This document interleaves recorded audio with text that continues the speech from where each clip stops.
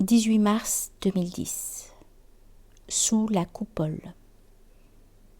C'était un petit salon au palais de l'Élysée. Après avoir tisonné le feu qui crépitait dans la cheminée, un domestique nous servit le thé.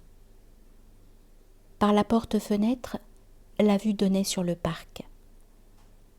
Nous étions en hiver.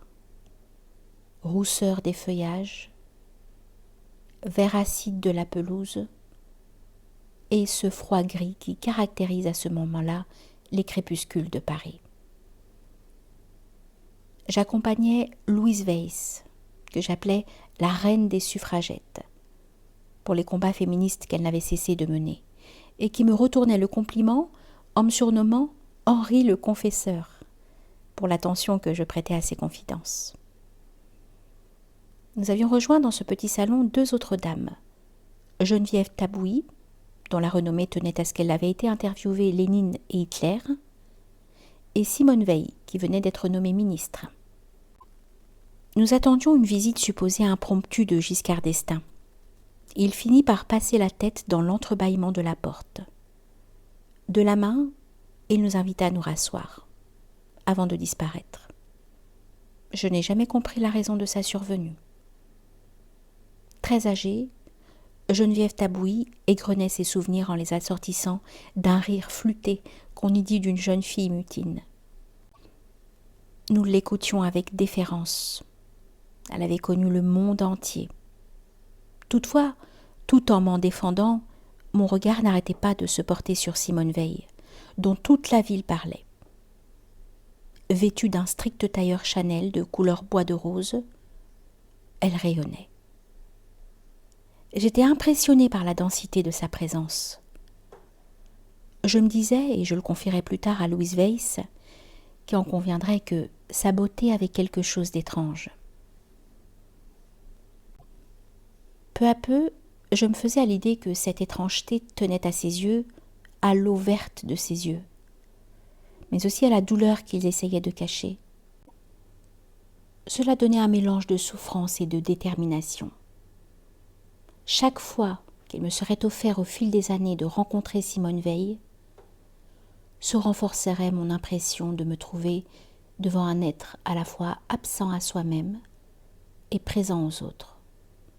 Un être qui, ayant dépassé la souffrance humaine, se situerait désormais en marge de la vie, et qui, conscient d'être revenu d'un enfer nommé Auschwitz-Birkenau, n'aurait d'autre urgence que d'être au service de ses contemporains.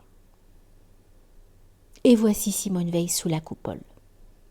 Reçue à l'Académie française, elle est installée, comme on dit, au 13e fauteuil, celui-là même qu'occupa Jean Racine, par un Jean d'Ormesson pétillant d'esprit et d'humour, qui, après avoir fait l'éloge de Racine, rappela qu'à ce même fauteuil s'assirent au moins 10 personnages plus inconnus les uns que les autres. Il n'empêche. Le cardinal de Richelieu doit être satisfait. Cette académie, il l'avait fondée, non seulement pour avoir à l'œil de supposés récalcitrants, mais aussi pour y réunir les 40 personnalités les plus illustres du royaume. Ne retenons que cette deuxième disposition.